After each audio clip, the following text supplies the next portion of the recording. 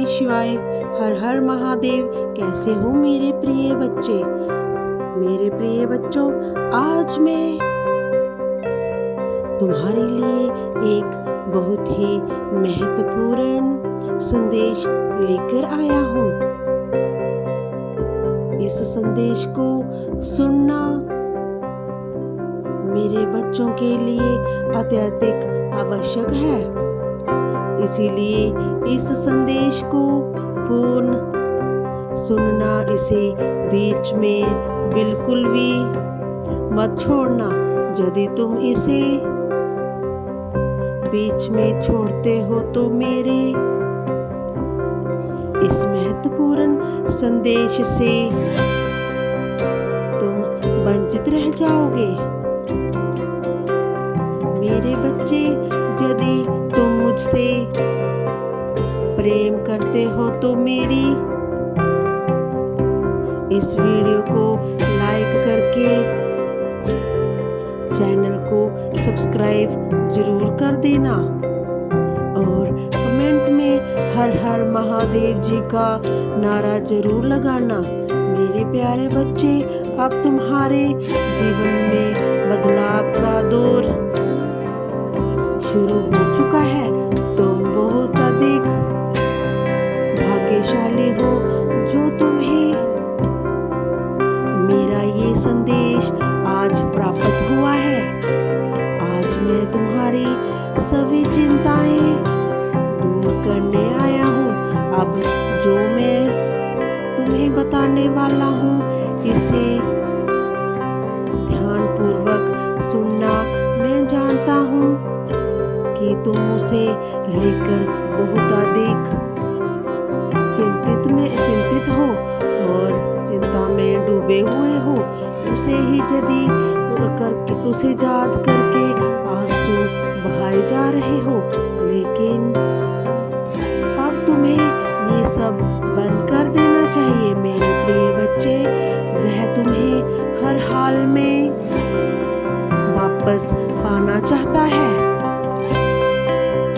तुम्हें भी यह पता है कि उसे तुमसे बहुत अधिक लगाव और प्रेम है। वह तुम्हें किसी भी हालत में खोना नहीं चाहता है और तुम भी यही चाहते हो कि वह तुम्हारे पास रहे, तुमसे कभी भी दूर ना जाए। मेरे प्रिय बच्चे, तुम दोनों ने अपने जीवन में बहुत से उतार चढ़ाव देखे हैं, लेकिन कभी एक दूसरे से दूर नहीं गए। दोनों एक दूसरे को संभालते थे। दोनों एक दूसरे का सम्मान और प्रेम की भावनाओं का सम्मान करते थे। यही कारण है कि यह रिश्ता बरकरार रहा है। जिसके रिश्ते में विश्वास और धैर्य होता है, वह रिश्ता अटूट होता है। मेरे प्रिय बच्चे, समय के साथ यह प्रेम और भी गहरा हो जाता है। हर प्रेमी का एक कर्तव्य होता है कि वह हर परिस्थिति में अपने प्रेमी का साथ निभाए। कभी भी उसे अकेला ना छोड़े। दुख की घड़ी में भी जो अपने प्रेमी का दुख में भी साथ दे, वही जीवन साथी, सच्चा जीवन साथी बनने योग्य होता है कि तुमने हर परिस्थिति में उसका साथ दिया है, क्योंकि तुम्हें उससे सच्चा प्रेम है। इसीलिए तुम हर पल उसकी भूल को सुधारने का प्रयास करते हो। तुम उसे खुश रखने का सहदैव प्रयास करते रहते हो। मेरे प्रिय बच्चे, तुम उसे हमेशा मुस्कुराता हुआ ही देखना चाहते हो। तुमने उसको अपना सब कुछ माना था। मैंने देखा है तुमने अपनी खुशियों की हत्या कर उसके लिए बहुत कुछ किया था,